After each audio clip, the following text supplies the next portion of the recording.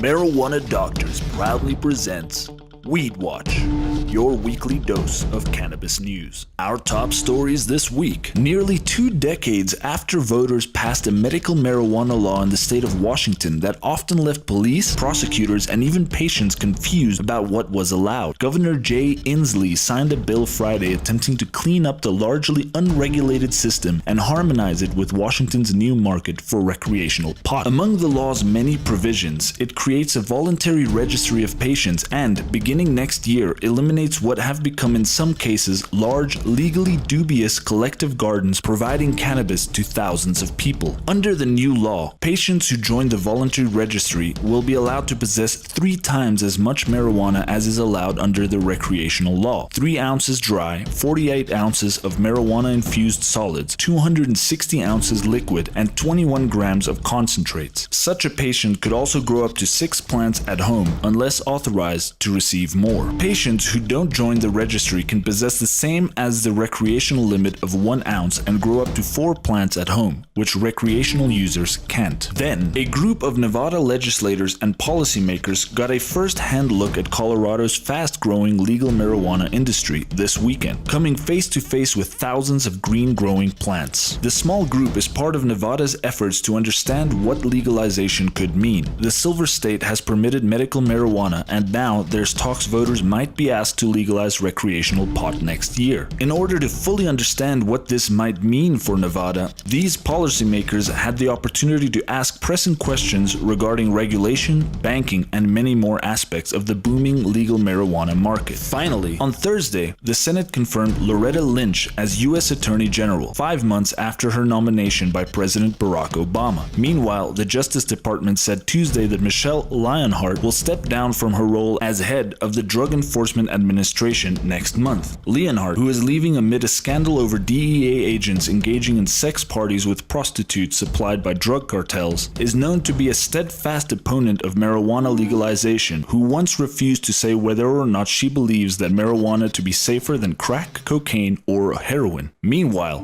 Lynch, who will succeed Eric Holder as head of the Justice Department and the nation's top law enforcement officer, is known to be politically liberal, but she is not expected to be as open-minded as Eric Holder when it comes to marijuana legalization. As Attorney General, she would try to work with states where marijuana is legal in some form to continue enforcing federal marijuana laws in certain cases. They include child endangerment and trafficking across state lines, even when the drug is bought legally under state law. And that's it for your weekly dose of cannabis news. Tune in next week for more WeedWatch.